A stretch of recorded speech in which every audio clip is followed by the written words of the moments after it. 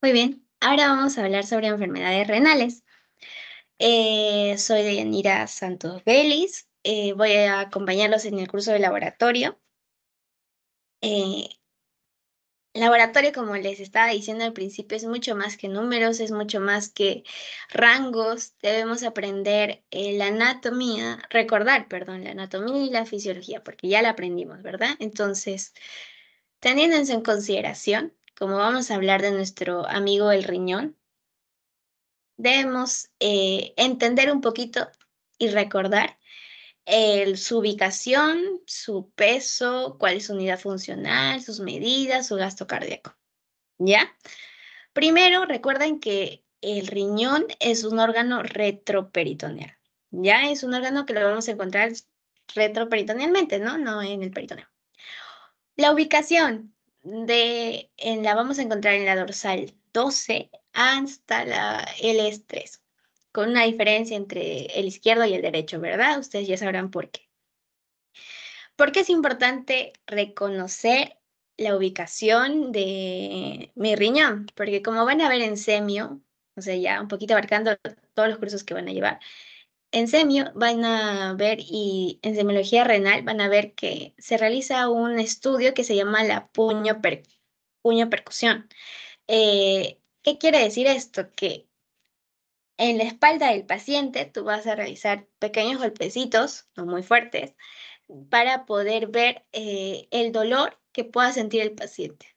Entonces, si tú no sabes la ubicación del riñón, obviamente vas a golpearle en todo lugar, ¿no? Entonces, y eso no es lo que se quiere.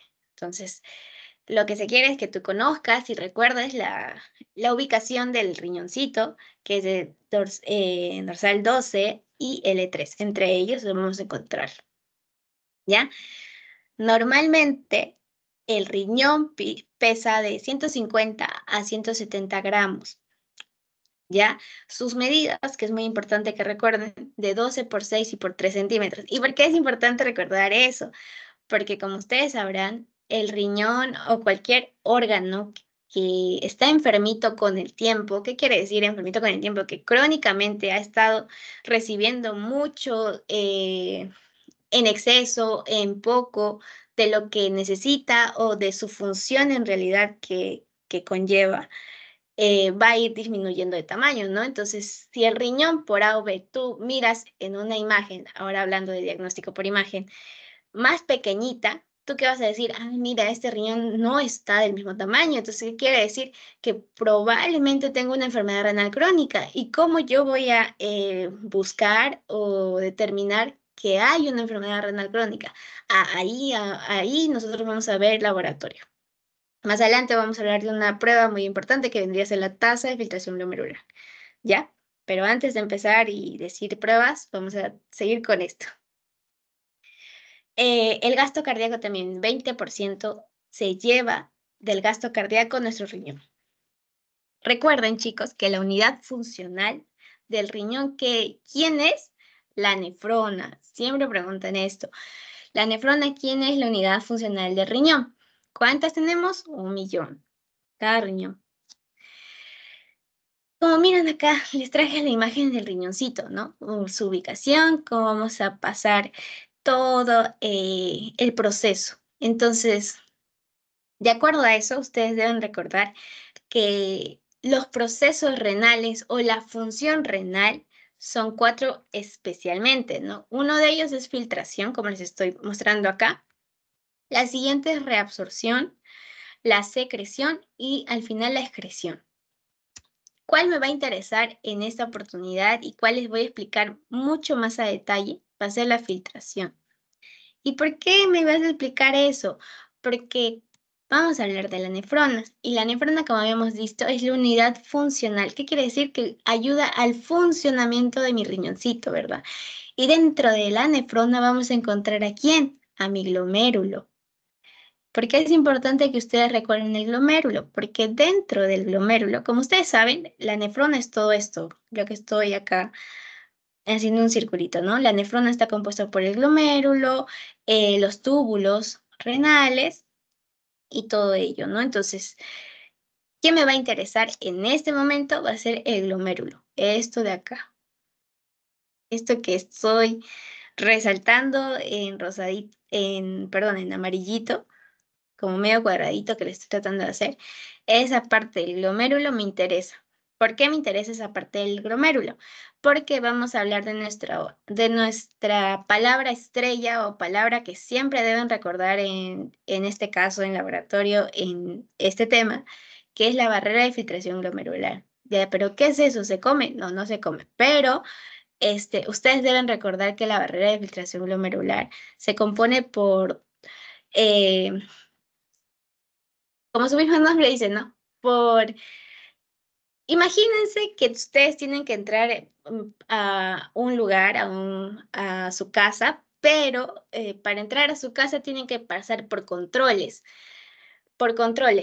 ¿Y cuáles son los controles que debes pasar? En este caso, las sustancias, ¿no? Porque al fin y al cabo llega a través de la arteria diferentes sustancias y dentro de mi riñón, dentro de la nefrona, dentro del glomérulo, ¿qué va a pasar? Se va a dar una filtración. Entonces, esta filtración, como se mire acá, ya vamos a ver en esta imagen que es más grande, tiene barreras, tiene como guachimanes que dejan o no dejan pasar. Si tú cumples con los requisitos, pasas. Si no cumples con los requisitos, te quedas dentro de la arteria siguiendo tu camino. Pero si no, te vas y te voy a excretar a través de quién? De la orina, ¿verdad? Bueno, se va a excretar a través de mi sistema urinario y ya lo expulso porque no lo necesito. Entonces, ¿qué pasa en este caso? La barrera de filtración glomerular me ayuda a poder determinar diferentes sustancias que necesita mi cuerpo y sustancias que no les necesita y las va a botar. Entonces, dentro de esto vamos a ver que acá está la sangre, acá existen lo que viene a ser la barrera de filtración glomerular. Lo que ustedes tienen que recordar que existen tres controles, ¿ya? Uno de ellos es para poder determinar qué sustancias pasan de acuerdo a los macrómetros que tenga. Entonces, no les voy a pedir que se recuerden los macrómetros que tenga, pero lo importante que ustedes recordar que tiene que pasar por tres filtros, por así decirlo. Ya, uno de ellos viene a ser acá en el glomérulo, tres barreritas. Vamos a pasar por el glucocáliz. Aquí está mi sangre. Vamos a pasar por el glucocáliz y vamos a llegar en quiénes, en nuestros amigos podocitos. Y estos amigos podocitos, acá vamos a... ¿Dónde lo vamos a encontrar? Acá, ¿ya? Estos amigos podocitos de acá, que son en celestitos, no sé si se dan cuenta, van a tener como piecitos, ¿ya? Ustedes imagínense que los podocitos tienen piecitos. ¿Y qué pasa si si por A o B está dañado mi podocito, es decir, que le falta una patita? La sustancia que por A o B, que en realidad no debería pasar porque tiene, no sé, menos de 30 macrómetros, que en realidad es lo que no debería pasar, tiene 50, por ejemplo, y está acá en este filtro, y el podocito, que es parte de una de las barreras de filtración glomerular, se ha quedado sin patita, es decir, que tiene un agujero tremendo para que pase esta sustancia, va a eliminar. ¿Y qué sustancias, por ejemplo, son tan grandes que no deberían pasar? Las famosas proteínas, ¿no? Las proteínas se encuentran normalmente en la orina. No, ¿verdad? Normalmente no deberíamos encontrar proteínas en mi orina. Pero ¿qué pasa si mi podocito está mal? ¿Por qué? Porque ha habido una enfermedad renal crónica con tiempo, mi paciente es diabético, es hipertenso, ha generado con el tiempo que mis podocitos se quede sin piecito, que mi barrera de filtración disminuya, que se haga huequitos más grandes. Entonces, ¿qué va a pasar? Se va a pasar las proteínas. Y ahí es donde vamos a encontrar la famosa proteinuria, ¿verdad? Se recordarán de eso en la diabetes y todo ello. ¿Ya?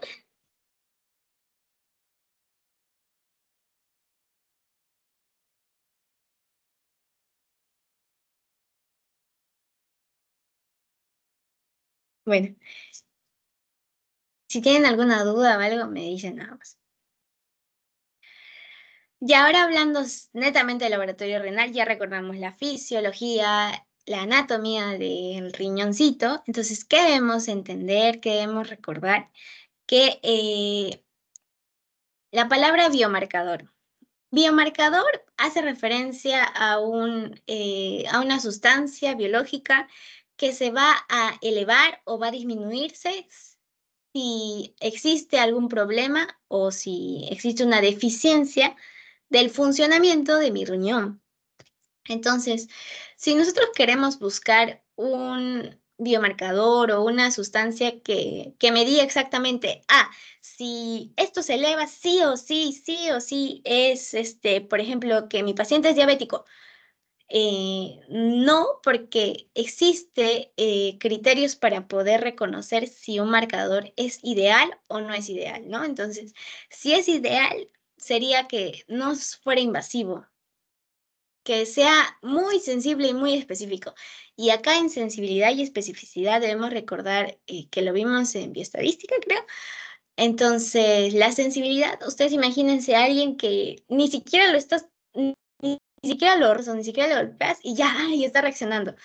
Lo específico, más que nada, se hace relación a que específicamente con algo tiene que reaccionar, no con cualquier cosa, no con que yo te raspo o te rasco, no, no, no, tú solamente reaccionas si yo te doy un puñete. Por ejemplo, o sea, para que me entiendan así, ¿por qué sería sensible y por qué es específico? Sensible es a cualquier sustancia que haya, se va a elevar, pero específico es que quizá a una sustancia específica se va a elevar.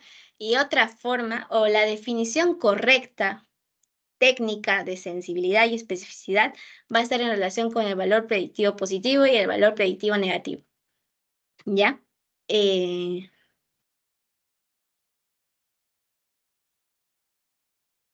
Acá en sensibilidad hablábamos de un valor predictivo negativo y en especificidad hablábamos de un valor predictivo positivo.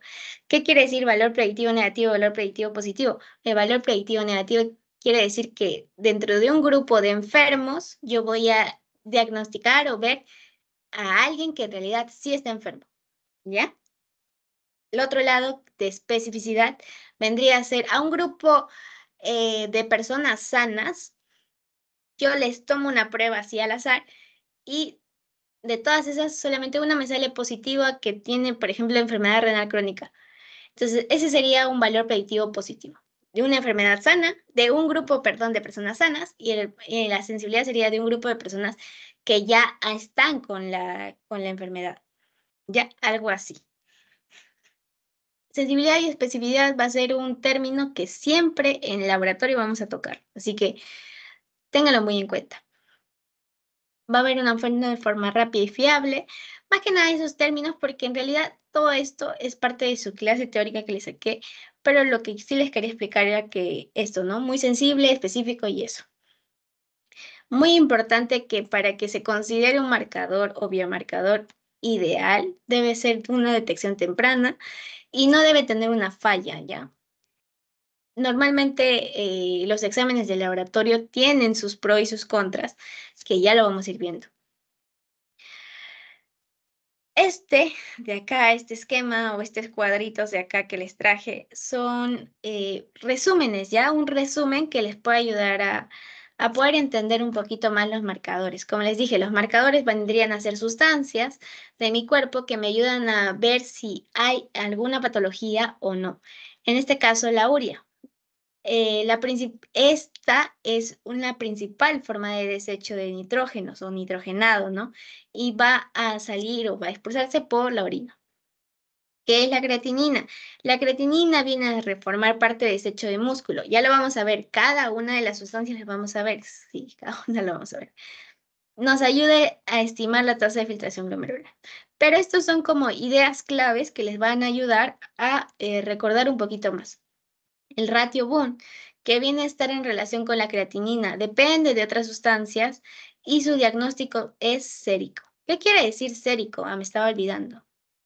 Sérico, ustedes piensen en sangre. Si a ustedes les preguntan y les dicen, toma una creatinina séricamente, y tú ibas a pensar, mira, entonces esta evaluación fue a través de la sangre. Entonces, midieron la creatinina en mi sangre. ¿Qué pasa? Por ejemplo, la urea no va a ser un estudio, un marcador que tú lo puedas ver en la sangre, ¿no? Tienes que verlo en dónde, en un desecho urinario, en la orina. Entonces, eso es importante, ¿ya? Sérico relaciona sangre y bueno, ya los otros ya vamos a ir viendo. Urea, por ejemplo, al final de urea, ustedes piensen en la orina y eso. Cistecina C se mide séricamente, la tasa de filtración glomerular obvio séricamente. Y recuerden esto, la tasa de filtración glomerular, que lo vamos a ver también, es el mejor índice para función renal, ¿ya? Y ahora sí, lo que nos compete, urea. ¿Qué es la urea? Producto final del metabolismo de proteínas y también de aminoácidos. ¿Cuáles son sus valores que tú debes recordar? Bueno, tienes que entender que existen dos valores que tú vas a tener. La urea como tal, que lo vas a determinar por el boom, que vendría a ser el nitrógeno ureico en sangre. Dato acá importante que deben recordar. Si por A o B en sus prácticas les preguntan, urea y boom, ¿es lo mismo? No es lo mismo, pero sí son estudios o marcadores que miden la misma sustancia, que miden la urea. Por ejemplo, los valores de urea en la orina no son los mismos que el nitrógeno ureico en sangre, ¿no? Por su mismo nombre. BUN hace referencia a nitrógeno ureico en sangre. Eso no se olvide. La urea como tal ya lo puedes medir a través de la excreción urinaria y todo ello. Pero es importante que recuerden, BUN y urea no son lo mismo, miden la misma sustancia, sí, pero en eh, diferentes estudios. Uno es de la sangre y otro de la orina. ¿Ya? Ya, acá tenemos marcadores, ¿ya? La urea es muy importante tener en cuenta que si está elevado, su valor normal en sangre vendría a ser esto, ¿no? De 8 a 21 miligramos por decilitro. Si por A o B tú encuentras una urea mayor a 21 miligramos por decilitro, tú vas a decir que podría ser una dieta alta en proteínas. ¿Y por qué yo digo que es una dieta alta en proteínas? Porque como sabemos y estamos viendo acá, la urea es el producto final ¿de qué? Del metabolismo de proteínas. Entonces, si yo como muchas proteínas, obviamente que se me va a subir la urea, ¿verdad? Ya, muy bien. A ver, un mayor catabolismo proteico. Bueno, sí, al momento de catabolizar mayormente mi proteína, pues obviamente que voy a tener mayor desecho o producto final de las proteínas. Esto ya es como dato para que recuerden. La falla cardíaca me puede dar hiperazoemia, que quiere decir urea elevada, ¿ya? Hiperazoemia, urea elevada. Hemorragia digestiva también me da una hiperazoemia. El tratamiento cortisol. Esto también recuerden porque creo que fue pregunta de examen. Deshidratación, también me da hiperazoemia. Cuadros neurológicos, también me da. Recordar tratamiento de cortisol, dieta alta en proteínas y deshidratación. ¿Ya? ¿Qué pasa si yo tengo una hipoazoemia? ¿Qué quiere decir? Que está baja, ¿verdad? Mi urea está baja. Si está baja es porque yo, quizá mi paciente tiene demasiados líquidos intravenosos. Puede ser, ¿no? También por el embarazo se da una hipoazoemia, una urea baja. Por hepatopatías graves también me va a dar una urea baja. Entonces recuerden acá es hipoazoemia, hipo de bajito, ¿verdad? Entonces al contrario, hiperazoemia va a ser por mucho consumo de proteínas. Y también deshidratación, pero en el otro lado va a ser una hipoazoemia por un aumento de líquidos intravenosos que no debería haber. Hasta acá, ¿alguna duda?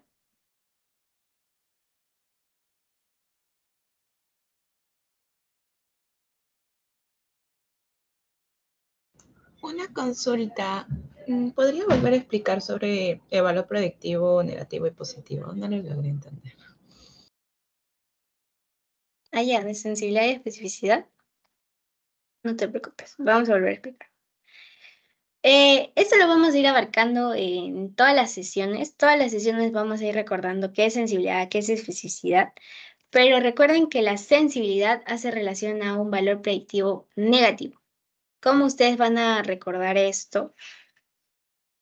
Por la N que está en sensibilidad y la especificidad hay una P, valor predictivo positivo. Como les dije, el valor predictivo negativo me quiere decir que dentro de un grupo de personas enfermas voy a darles una prueba, por ejemplo, acá en este caso, según la urea, ¿ya? Voy a medir a todos los pacientes con enfermedad renal crónica la urea.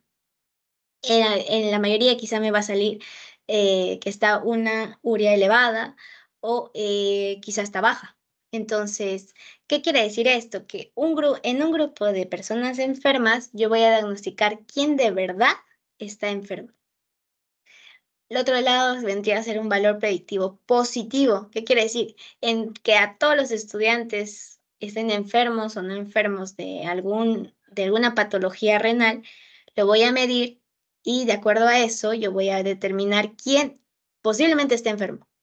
O sea, yo mido la urea y digo, mira, acá esta persona tiene una hipoazoemia. Probablemente quizás sea una mujer y está embarazada. O sea, sí, no, es más que nada a eso se relaciona valor predictivo positivo y valor predictivo negativo. Pero ¿qué quiero que recuerden? Es sensibilidad y especificidad. Es parecido, sí, pero ustedes recuerden, ¿no? La sensibilidad es que me haces un rasguño, me haces un puñete, me peñizcas, me haces todo y yo reacciono, porque soy muy sensible a eso, ¿ya? Pero si yo soy muy específico, solamente si tú me rasguñas, si tú me arañas, perdón, si tú me arañas, me rasguñas lo mismo, pero si tú, no sé, me jalas un pelito, me haces esto, no voy a reaccionar, pero sí voy a reaccionar si tú me das un puñete. Más o menos me logro entender. O sea, si tú me das un puñete, yo sí reacciono, porque soy específico a que me das un puñete y reacciono. Pero sensibilidad hace relación a que me tocas, me das un puñete, me jalas, lo que sea, yo reacciono. ¿Ya? Entonces, específico hace relación a algo que solamente voy a reaccionar con esta sustancia o por esta causa, y la sensibilidad se relaciona que, porque en cualquier momento podría reaccionar, es muy sensible a cualquier situación que pueda estar pasando en ese órgano, ¿ya? Eso más que nada es lo que quiero que recuerden. ¿Más o menos me entendiste o no? Sí, ya te entendí mejor. Ya, pregunten nomás, no hay problema, con confianza. Ya, creatinina. La creatinina, como siempre vamos a ver las sustancias y vamos a preguntarnos qué es la creatinina. Bueno, la creatinina, y siempre preguntan, por ejemplo, ojo, preguntan, ya, ¿qué es la creatinina? Y tú no sabes qué responder. Bueno, ahora vas a saber qué responder. ¿Por qué? Porque es un desecho de músculo. Está derivada del músculo esquelético. Recuerden eso siempre, ¿eh? Ojo, recuerden eso. Carne en la dieta es menos importante, pero obviamente que tú puedes derivar o tener creatinina al consumir la carne en la dieta, porque está en el músculo en realidad. Es un desecho de músculo. Sus valores en suero y en orina. Como les dije, es mucho más importante que ustedes entiendan la sustancia que memoricen los valores, ¿ya? Obviamente que quizá vamos a ver en diabetes, en infecciones urinarias, ahorita que vamos a ver proteinuria, ahorita que vamos a ver este síndrome nefrítico, nefrótico, tenemos que memorizar esos valores, pero en este caso no es que sea muy importante, pero sí deben recordarlo, saberlo, ¿ya? Este, Ya. ¿Qué demás debemos recordarlo? Que no se va a unir a proteínas y se van a filtrar libremente en el glomérulo. Como habíamos visto, hablábamos de nuestra barrera de filtración glomerular que tiene como tres seguridad, ¿cómo decirlos? Check que tienen que pasar. Tres filtros que tienen que pasar para que pueda expulsarse o pueda quedarse en la sangre que normalmente debe ser, ¿no?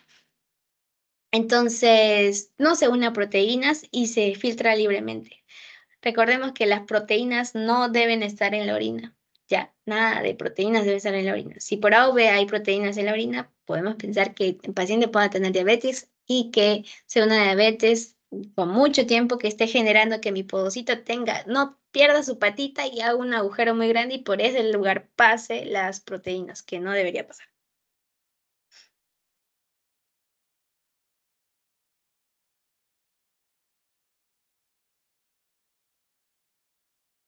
¿Qué más? El marcador sérico. En este caso, la creatinina. ¿Va a aumentar en qué? Cuando haya una mayor masa muscular.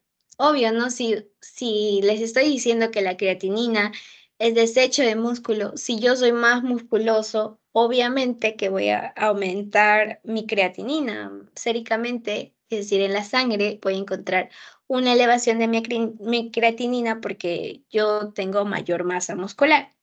Caso contrario, si por A o B encuentro mi creatinina disminuida, mayormente es por la atrofia muscular o por un aumento de edad. Sabemos que las personas que ya tienen edad, que son de tercera edad, disminuyen su masa muscular. Entonces, al disminuir la masa muscular, obviamente que va a haber una disminución de la creatinina porque es el desecho del músculo, ¿verdad? Entonces, es más lógica que memorismo. ¿Qué más? La creatinina va a aumentar por consumo hiperproteico. Va a estar aumentada en sepsis, va a estar aumentada en traumatismo y en cirugía mayor. Cada uno de ellos tiene su porqué, pero en realidad lo que ustedes más deberían recordar sería que es un desecho de músculo y de ahí abarca todo. Si hay una dieta mayor en proteínas, ahí vamos a abarcar cómo funciona la proteína, cómo lo absorbe y todo ello, pero no viene al caso en este momento, pero recuerden esto, ¿no? Que cuando hay una mayor masa se aumenta, cuando hay una disminución de la creatinina es quizá por la edad, porque sea un paciente de tercera edad, porque hay una atrofia muscular.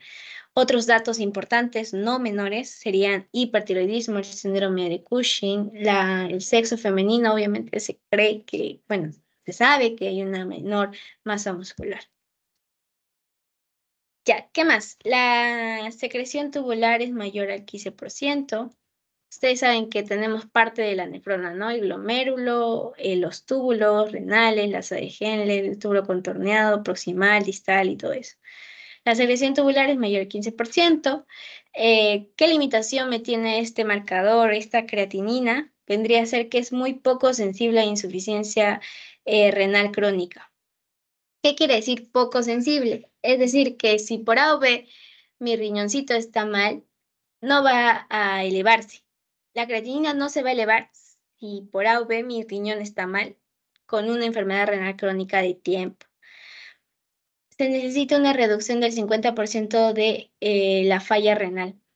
Y esta es la explicación por qué en muchos casos la creatinina sola no es un estudio a tener en consideración. O sea, la creatinina sola no es un estudio que me ayuda a determinar que hay una falla renal crónica como tal, porque solamente la creatinina se va a elevar si, o bueno, se va a reducir, perdón, se va a reducir si está más del 50% de mi riñón dañado.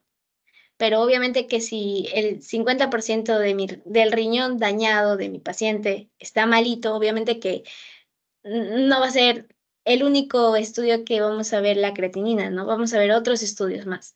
Entonces, eso hay que tener en cuenta, que es muy poco sensible para la enfermedad renal crónica o injuria renal crónica. Ahora vamos a hablar del BUN, que vendría a ser el marcador sérico o el nitrógeno ureico en sangre, ¿no? Eso quiere decir BUN, nitrógeno ureico en sangre. Valores normales de 10 a 1, en promedio de 20. Recordar esto, renal, prerrenal. El BUN como tal me ayuda a determinar si es por factores renales, prerrenales y porrenales. ¿Ya? ¿Qué quiere decir esto? No les traje acá el esquema, pero recuerden que existe prerrenal. Luego también existe lo renal, o sea, enfermedades por causas prerrenales, renales y postrenales. ¿Ya? Postrenales, cuando ustedes les hablen de causas postrenales, van a pensar en obstrucción. ¿Ya? En renal como tal, vamos a pensar en patologías o enfermedades que van a dañar a mi nefrona. Perdón, a mi glomérulo como tal. Glomérulo. Glomérulo. Y ahí que vamos a ver a la barrera de filtración glomerular. Prerrenal hace referencia a la nefrona en realidad y una palabrita más que vendría a ser como la volemia que podría causar la prerrenal. ¿Ya? Entonces sería prerrenal, renal y postrenal. Entonces, por causas de esas, pues, supongo que sí les habrá tocado ese tema, pero con esas palabritas ustedes pueden recordar qué causas son de cada uno. Vamos a verlo más adelante, pero como darles para que me entiendan esto de Boone y prerrenal y todo ello. La producción de urea, cuando la causa es prerrenal, va a estar elevada. El sangrado digestivo va a dar una causa prerrenal. El daño tisular de igual forma, y si hay un daño a mi mismo riñón, obviamente va a ser, por ejemplo, una injuria renal aguda por necrosis tubular, daño en mi misma nefrona, en realidad. Renal, por ejemplo, rhabdomiólisis, eso es cuando hay una disminución del BU. ¿Qué es lo que tienen que recordar acá? Mm, quizá lo prerrenal, ¿no? Y recordar qué es BUN. Ya. ¿Tienen alguna pregunta sobre creatinina, BUN?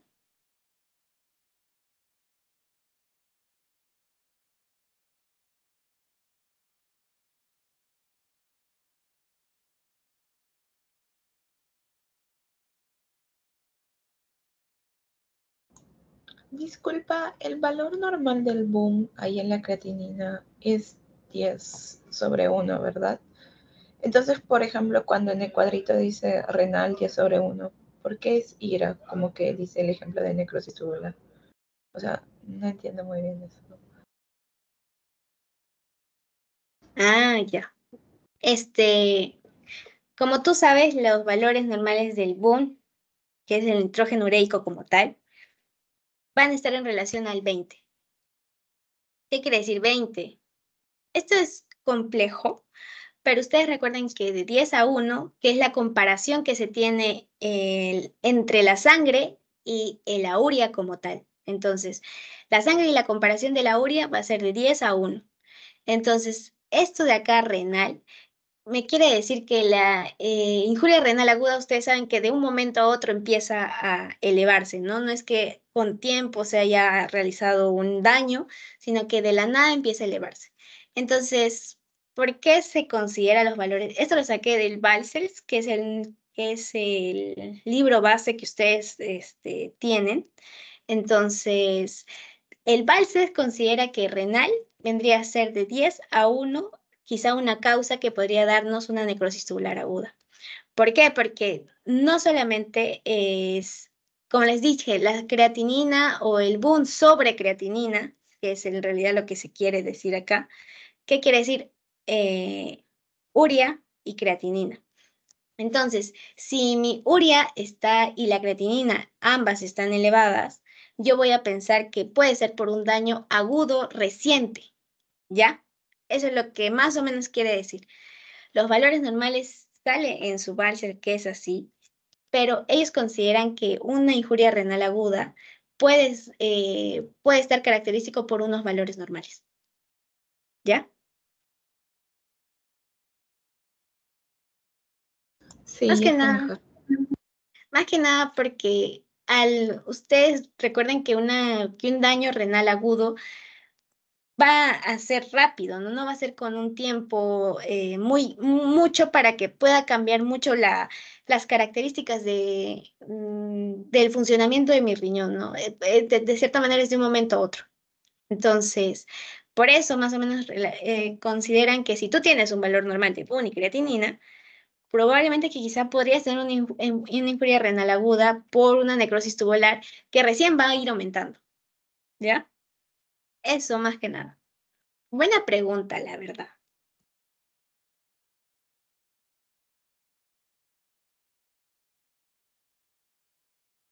¿Tienen otra duda? Me gusta que pregunten.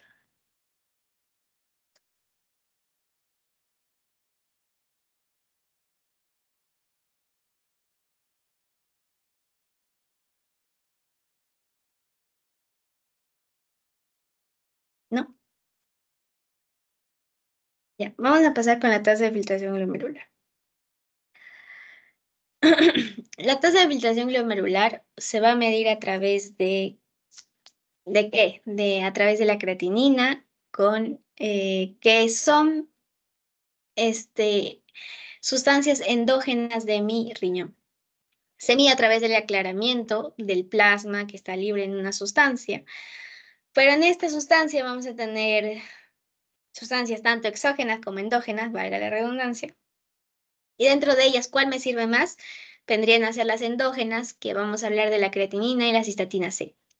Como habíamos dicho, la creatinina es desecho de músculo y la creatinina sola o la sustancia sola como creatinina no nos sirve para poder entender si hay un fallo o no renal, ¿ya? Por ello, se ha empleado la tasa de filtración glomerular. Y recuerden que los valores normales de la tasa de filtración glomerular es de 180 litros por día y de 125 mililitros por minuto de plasma.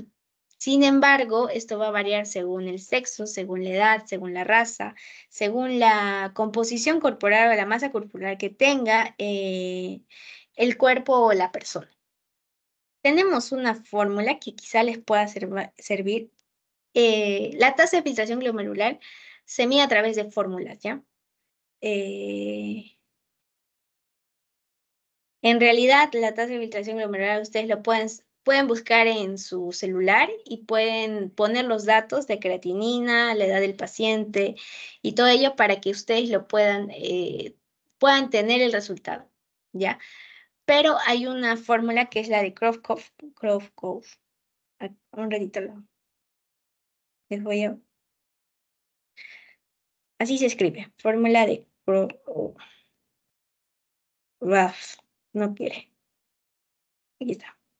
Fórmula de Krofkov. Les voy a pasar después en una imagen la fórmula como tal. Entonces, quizá ahora en laboratorio no les vaya a pedir, bueno, sáquenme la tasa de filtración glomerular de tal paciente, porque, como les digo, hay páginas, hay aplicaciones que nos ayudan a hallar la tasa de filtración glomerular, pero hay una fórmula que es la de Korfkov, que es la más resumida, que es la que quizá deberíamos memorizarla, eh, para que ustedes hallen la tasa de filtración glomerular. Y esto se mide a través del sexo, si es varón, si es mujer. ¿Ya?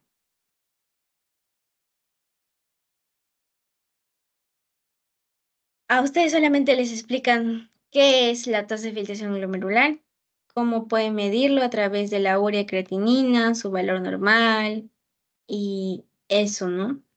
Sus limitaciones, les explican que es una dificultad de la recolección, aumenta de secreción si hay una enfermedad renal crónica.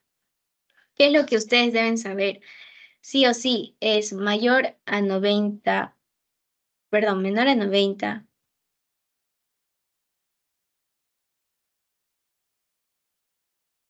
y menor a 15. Esos son los dos valores que deben ustedes tener en cuenta, porque menor a 15 ya nos habla de una enfermedad renal crónica en una etapa muy, muy avanzada. Recuerden esto, menor a 15 milímetros por minuto de la tasa de filtración glomerular es probablemente una enfermedad renal crónica. Valor normal de 125 y normalmente es de 180 litros por día. 125 mililitros por minuto, ¿ya? Y acá para poder hallar un poco o entender sobre la tasa de filtración glomerular, debemos recordar la presión hidrostática y la presión oncótica. vamos a ver más adelante, pero recuerden que la presión hidrostática es la presión que va a mantener y la presión oncótica es la presión que va a querer salir, ¿ya? Eso lo vimos en física, o sea, lo hemos visto en básicas. Entonces, recuerden, la presión hidrostática es la que quiere salir, salir, salir. La presión oncótica es la que quiere mantener, como se mira acá. Creo que hace rato lo dije al revés, pero la cuestión es que la presión hidrostática es la presión o la presión de un fluido que quiere salir, pero la presión oncótica es la presión que es de alguna barrera en este caso, que va a mantener ahí adentro, por ejemplo, a las sustancias que deben estar dentro de mi arteria. Como acá vemos, hay una arteriola aferente y eferente, quien llega y quien sale. Entonces, dentro de la sangre va a haber sustancias. Estas sustancias van a querer salir, pero la presión oncótica va a decir, no, tú te quedas en esta sustancia porque quizá te necesita. Entonces, ya, eso es lo que hablamos de presión hidrostática y presión oncótica. ¿Por qué nos sirve eso? Porque es importante recordarlo, porque la tasa de filtración glomerular hace énfasis al glomérulo. Y como sabemos, el glomérulo va a hacer su función principal va a ser de filtrar, ¿verdad? Y estas presiones nos ayudan a que hay un equilibrio y no filtre lo que no se debe filtrar. Por ejemplo, proteínas no se debe filtrar. No debemos encontrarlo en la orina, ¿ya?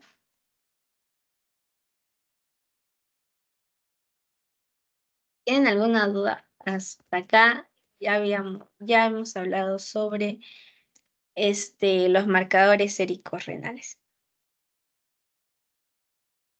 Ya, vamos a avanzar ya, porque ya está haciéndose tardecito. Uroanálisis vendría a ser un estudio que me mide los factores o características tanto físicas, químicas como sedimento urinario o características que nosotros podemos determinarlo según su aspecto, según su composición química, según el sedimento urinario como tal. Entonces, físicamente, el aspecto, ¿cuál va a ser? Si por A o B tú encuentras o miras a un paciente con cualquiera de este tipo de color de orina, vas a pensar que si es demasiado blanca, puede ser que esté muy hidratado mi paciente o haya algo que no esté filtrando o esté filtrando de manera adecuada, inadecuada. Normalmente la orina es esta parte de acá, que le estoy tratando de señalar con rojo. Esta vendría a ser lo normal, ¿no? Más que nada es el color de la orina por las sustancias que tiene, por la urea, por los desechos que vamos a encontrar normalmente. ¿Ya? ¿Qué más? ¿Qué pasa si yo encuentro este color de orina? Voy a decir, bueno, hay algo malo que está haciendo que la filtración de mi riñón haga que se vuelva de este color o que tenga contenido de quizá eritrocitos, que vendría a ser sangre, o otro contenido que me haga pensar que hay algo malo en mi riñoncito. Normalmente ustedes tienen que ver del aspecto, es este. Con tanto el color también, bueno, el color es lo que estábamos explicando con el aspecto. El olor hace referencia también a algo en específico, porque como van a ver en semio, esto más que nada es semio, porque el olor, por ejemplo, si tú entras después de que orina tu paciente y hueles a como frutilla o algo así, tiene relación a un tipo de enfermedad que lo van a ver en semio. La densidad, esto es muy importante porque si la orina de mi paciente, ustedes saben, ¿no? Que tu paciente trae su pomito de orina y tú lo puedes ver, ¿no? Puedes visualizarlos antes de que se hagan los estudios. Si por algo tú ves que está media densa, no sé, media espesa o algo así, tú ya puedes pensar que podría ser por un daño o que haya mucha proteína en su orina, por lo que le está dando esa densidad que no debería haber, que no debería estar muy elevada, ¿no? No debería estar muy espeso, por así decirlo, con mucha proteína. Entonces, eso es muy característico que lo puedan ver.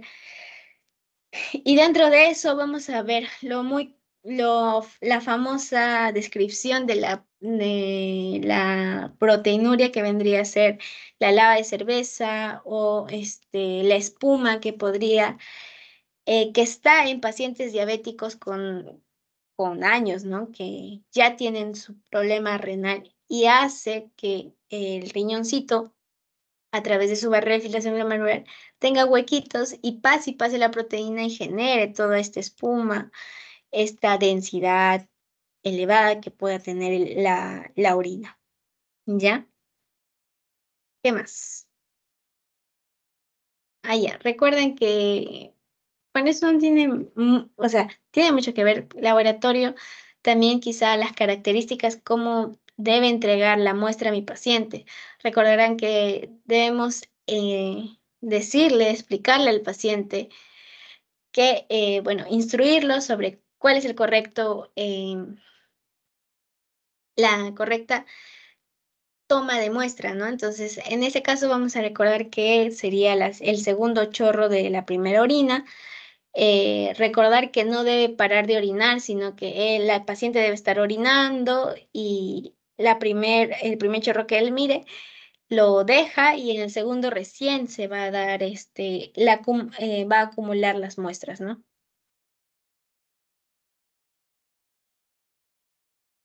¿Qué más? Otro dato a tener en cuenta vendría a estar en relación a la cantidad de muestra, también deberíamos indicarle el lavado de manos previo y post realización de la muestra. El envase debe ser el envase que nosotros le damos, no debe primero orinar en una tacita y luego vaciarlo otra vez porque las muestras se contaminan. Eso hay que tener en cuenta ya. El color también, si es normal, si hay una alteración fisiológica, si hay una alteración patológica. Normalmente, ¿qué color es? Un amarillo ámbar, como se mira acá. Si hay alguna alteración fisiológica, hablábamos de una hidratación, sobrehidratación, por ejemplo, si está demasiado blanco la coloración de la orina. Si hay alimentos que pueden generar un colorante, se acordarán que la beterraga genera la pigmentación media de su color, media roja, para que pueda, porque es un pigmento, ¿no? De él normalmente de la beterraga. Patológicamente, ¿qué puedes encontrar? Es decir, si tu paciente viene con un color de orina rojo, ya pues obviamente puedes sospechar de que hay algo que está haciendo que mi paciente orine sangre, probablemente, o esté orinando de ese color. Si orina pardo, podríamos pensar que existen pigmentos biliares, pigmentos que están ahí anormales, que generan este color. Entonces, patológicamente podría ser rojo y algo pardo. Normal, algo amarillo, ámbar. Y si fisiológicamente nosotros lo alteramos, quizá por una hidratación o por alimentos que son con mucho colorante, serían eso. Normalmente podemos encontrar que la orina va a estar turbia. Normalmente no debe estar turbia. El sedimento urinario, que es una otra característica que se hace en el examen general de orina, el famoso EGO, viene a ser las características de células, cilindros y cristales. Si las células que podemos encontrar, por ejemplo, los leucocitos, son mayor a 5 por campo, campo ¿qué quiere decir? Que, como saben, en el microscopio se visualiza una cantidad nada más o sea, se visualiza una cantidad, como se mira acá. En este campo yo voy a visualizar mayor a 5 leucocitos, ¿qué quiere decir? Que es algo patológico.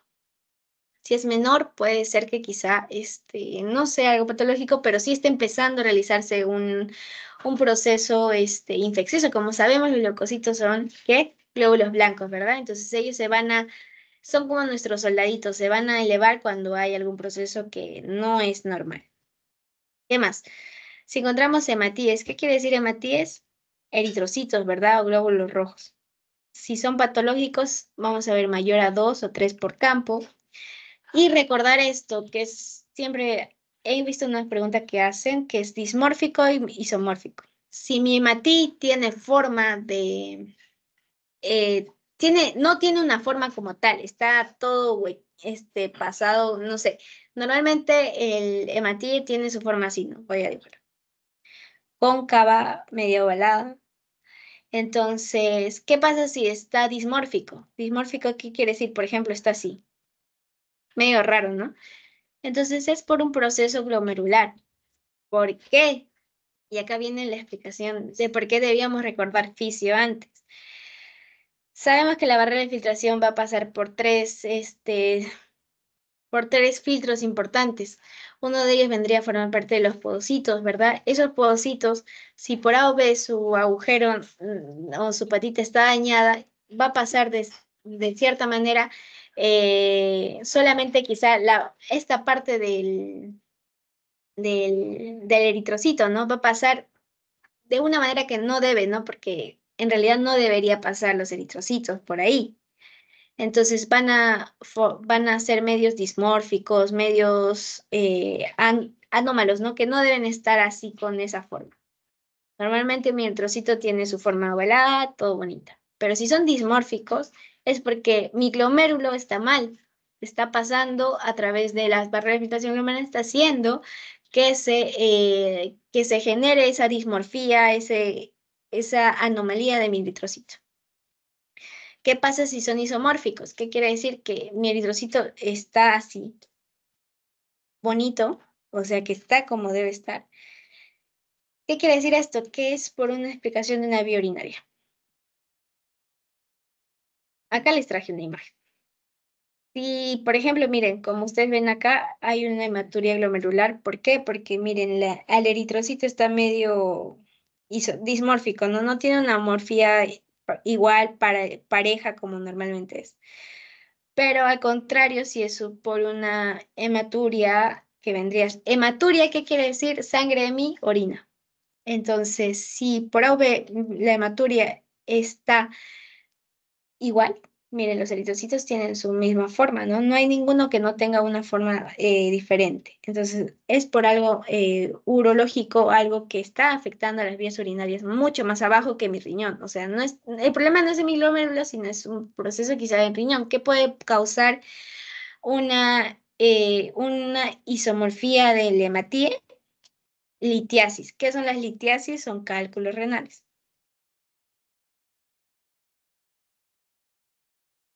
¿Qué son los cálculos renales? Las piedritas, ¿no? Que hay en los riñones. ¿Qué más? El epitelio escamoso, valor normal de 1, de 1 por campo, epitelio transicional, epitelio tubular. Los cilindros hialinos, recuerden que hay una coagulación, una proteína, en este caso su valor normal es de 1 a 2 por campo. Patológicos los cilíndricos, si son granulosos, podríamos pensar que son por leucocitos. Si son hialinogranulosos, podríamos pensar que es algo patológico. Si hay hemáticos o si están hemáticos, podríamos pensar que es una glomerulonefritis o vasculitis. Si son medio serios los cilindros, serían una insuficiencia renal severa. A mí siempre me ha gustado realizar este tipo de esquemas porque nos ayuda a resumir todo lo que se debe seguir para que, o todas las ideas en un esquema y ustedes puedan ver qué es lo que puede pasar si por A o B pasa, se eleva uno o qué es lo que es característico de cada uno, ¿no? Como les estoy poniendo ahí al costado. Cristales, si hay una cistina, si hay una estrubita, si hay un oxalato de calcio. El salato de calcio, recuerden que es por una falla renal aguda. Si el ácido úrico, por ejemplo, existe una falla renal aguda o litiasis renal o lisis renal.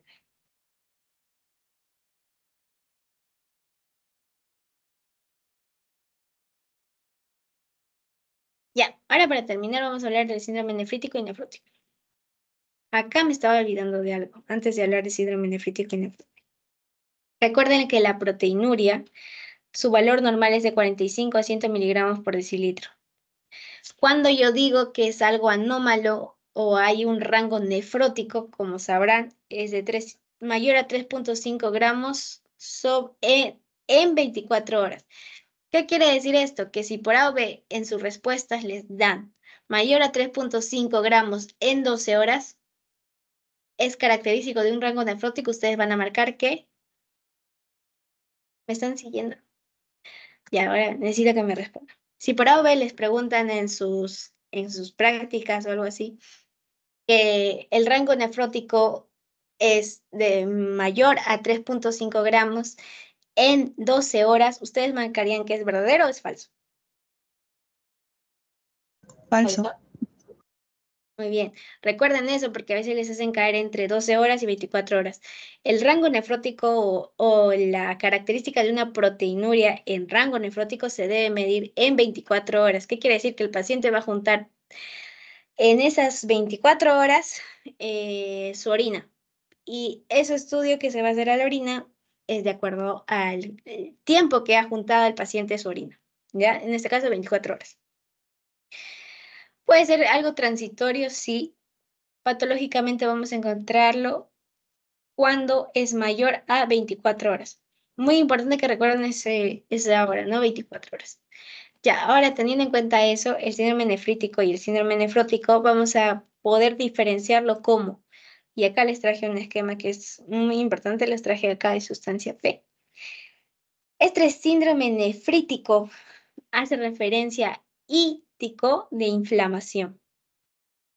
¿Qué quiere decir esto? Que hay algo que está inflamando, está haciendo que mi glomérulo se inflame y genera un color o una hematuria. ¿Qué quiere decir? Que los glóbulos rojos están saliendo porque hay una inflamación ahí. Y vamos a encontrar la famosa orina de Coca-Cola.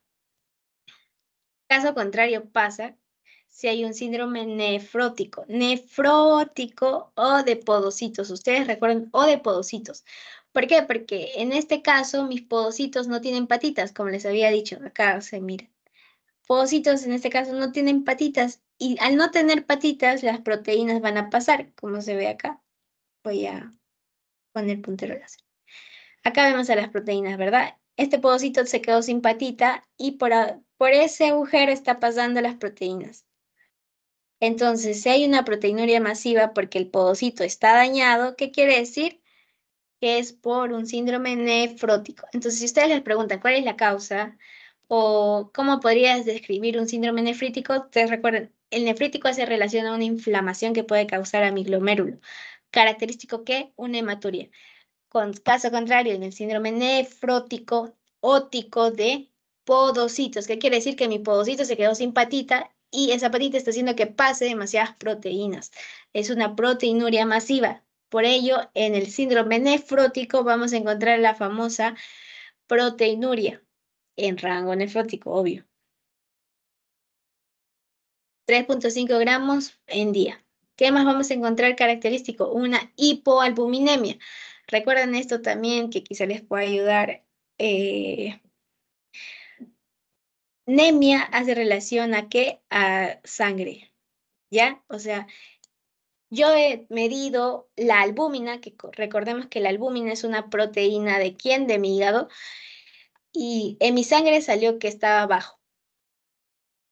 Y en la proteinuria, uria, recuerden de orina, hace relación a qué? Que está expulsando mucha proteína. Entonces, es más que lógico entender que si yo estoy expulsando mucha proteína porque mi podocito se ha quedado sin patita, obviamente que en mi sangre voy a tener poca albúmina, ¿verdad? Poca proteína, que es una albúmina. La albúmina es una proteína. Entonces, si yo tengo poca albúmina en mi sangre, es porque estoy botando demasiada proteína a través de la orina. Recuerden el valor normal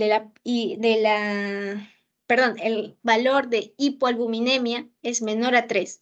Si les preguntan proteinuria, es de 3.5 gramos por decilitro, ¿ya? ¿Qué más? Hipolipidemia y lipiduria. El edema vamos a encontrar en ambos casos, pero lo importante es que recuerden esto, que les estoy señalando en rojo, para síndrome nefrótico. Para síndrome nefrítico, ustedes recuerdan que hay una hematuria por una inflamación y de inflamación, una I de hipertensión arterial y también vamos a encontrar, ¿qué más? Azoemia podemos encontrar y oliguria también. Estos dos términos lo van a ver en semio-renal. Ya se nos está pasando el tiempo. Vamos a hacer el banqueo de esto y de ahí les voy a pasar el post-test para que ustedes puedan desarrollarlo. ¿Tiene alguna duda, pero hasta ahí? Para poder pasar ya a las preguntas y el banqueo. Como les dije, en cada sesión que hagamos vamos a hacer un mini banqueo al final del tema que hemos visto ese día y si por AOB les ha quedado alguna duda o algo, me preguntan nada más y la resolvemos en este banqueo. En este caso, el banqueo me tienen que ayudar porque como ya les di la clase, tiene que ser más interactivo, ¿ya chicos?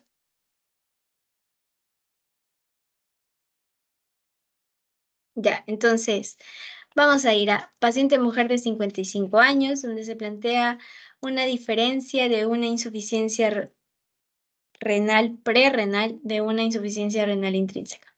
¿Cómo yo distingo entre una renal y prerrenal? Esto no les han enseñado, no está en su teoría, o bueno, de la teoría pasada o antepasada no estaba, pero ustedes deben recordar que la insuficiencia renal se divide en tres: renal, prerrenal y posrenal, como les había dicho, posrenal. ¿Qué es lo que siempre preguntan? Es la diferencia entre renal y prerrenal, ¿y cuáles son los datos a tener en cuenta? Acá les voy a señalar lo que sí o sí tienen que recordarse. Sodio en orina, recuerden, prerrenal y renal. Prerrenal y renal.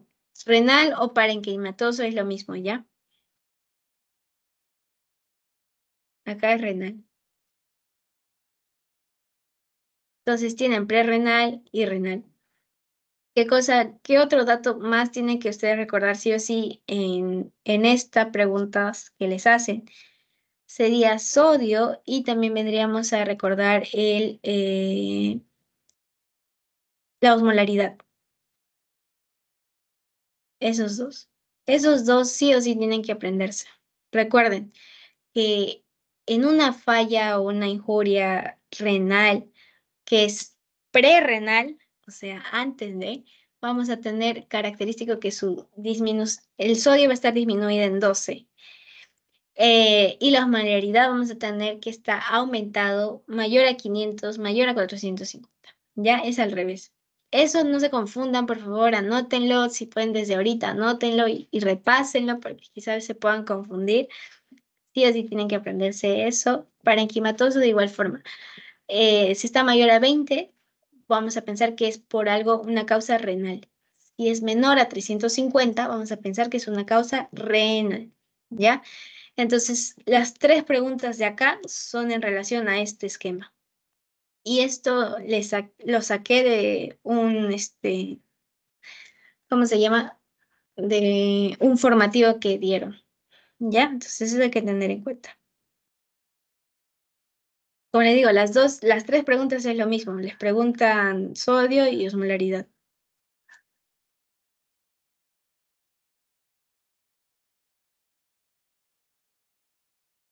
Un paciente de 65 años acude al servicio de urgencias por un cuadro de hipotensión ortostática. Tiene taquicardia, anuria de 24 horas. La exploración física y estudios complementarios revelan una reducción de una presión venosa, disminución de turgencia cutánea, creatinina en suero de 4,47. Como les digo, a veces no es muy importante aprenderse el valor o el rango porque acá les dan en el mismo examen, por ejemplo, les dieron en este caso de 0,8 a 1,1, que es el valor de creatinina normal, y sobre urinario inferior a 10 milismoles. El paciente refiere además un cuadro de gastroenteritis de 5 días de evolución y bajo aporte hídrico. Obviamente, si está con gastroenteritis, va a tener un aporte muy bajo de agua, ¿no? La sospecha diagnóstica más probable es que tú puedas pensar si te viene un paciente de 65 años con un cuadro de hipotensión, o sea, está mal físicamente. Tú lo ves, está taquicárdico. ¿Qué quiere decir taquicardia mayor a 20? Y cuando hablamos de anuria, hacemos referencia a una este, disminución o sin orina, ¿no? A es sin. Entonces, uria que vendría a ser que no orina el paciente. 24 horas quizá ha orinado un poquito, chorritos, pero no puede orinar. Entonces, si no orina, va a tener una anuria de 24 horas. Que recordemos que dentro de lo característico en reconocer una falla renal crónica con una falla renal aguda es el tiempo, ¿no? La duración. En este caso, el paciente ya tiene 65 años, pero recuerden que la anuria no ha sido de meses, sino ha sido, o la dificultad urinaria no ha sido de meses, sino que está en 24 horas recién. La fluorescencia física y estudios que me revelan una reducción de la presión venosa. O sea, la situación del paciente se está empeorando en estas últimas 24 horas porque existe una anuria, existe un aumento de creatinina, existe un aumento, disminución de sodio urinario. Entonces, aparte que tiene gastroenteritis, entonces mi paciente está inestable. Normalmente un fallo renal o un fracaso renal crónico no me va a dar estas características de mi paciente. No va a estar inestable mi paciente. De cierta manera, los que vienen con una falla renal crónica son los diabéticos y ellos vienen por otras causas, ¿no? No tanto por una anuria como tal. La palabra clave acá es anuria. Síndrome nefrítico. Tú puedes decir que es un síndrome nefrítico si ni siquiera te ha dado lo que habíamos hablado de la triada, ¿no? ¿Se acuerdan? Hipertensión arterial. ¿Paciente tiene hipertensión arterial? No. ¿Tiene hematuria? Tampoco tiene hematuria. ¿Qué más? No tiene ni la proteinuria para poder determinar si es nefrótico o nefrítico. Entonces ahí ya descarto nefrótico y nefrítico, porque no me da ese valor. Si se dan cuenta, no me da la proteína. Entonces ahí lo descarto, porque no puedo yo decir que es un síndrome nefrótico o nefrítico si no tengo las características clínicas que hace rato lo vimos para poder determinar que está dentro de este cuadro de nefrítico o de nefrótico. ¿Qué más? Una infección urinaria. Una infección urinaria a un paciente a esa edad quizá podría darse. Pero una infección urinaria, quizá tu paciente podría venir con fiebre. En este caso viene con hipotensión taquicardia y en ningún momento quizá te menciona la fiebre o está haciendo alguna reacción, o una dificultad, un ardor al orinar. No tiene el paciente, que es lo característico de una infección urinaria. Ya, entonces con eso hemos descartado las otras cuatro respuestas. Y por tanto nos quedaría el fracaso renal agudo, que vendría a ser el diagnóstico más probable. Recuerden esa palabra, más probable. Ese diagnóstico más probable es la palabra trampa en todas las preguntas, ¿no? Entonces, eso. Cuando tengan así banqueos o algo así, siempre explíquense ustedes mismos por qué no podría ser esto, por qué no podría ser esto, por qué no podría ser la otra, y expliquen por qué es un fracaso renal agudo. En este caso, tu paciente viene con una anuria, es decir, no orina hace 24 horas, está hipotenso, está taquicárdico, tiene una reducción de la presión venosa, tiene una disminución de la turgencia cutánea, está su sodio demasiado bajo, su creatinina está demasiado elevada, tiene una gastroenteritis. O sea, tu paciente está con algo agudo en ese momento, está ahí, recién últimamente tiene la anuria de 24 horas, ¿ya? Aparte que no te da antecedentes, no te dice paciente diabético o hipertenso, no te da nada de eso, entonces por eso no puedes pensar en crónico, ni nefrítico, ni nefrótico, nada, porque no te da ninguna característica de ellos y ahí tú ya lo eliminas.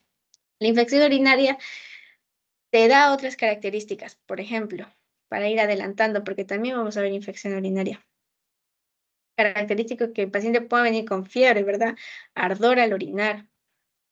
Vamos a encontrar, quizá, descartar si podría ser por una infección, en este caso, ¿de quién? Del Helicobacter, de Escherichia coli, perdón. Entonces, la E. coli, ¿cómo lo voy a medir? A través de Gram, ¿no? Que lo vamos a ver más adelante, pero como para que se den cuenta que no es una infección urinaria. ¿Ya tienen alguna duda hasta acá?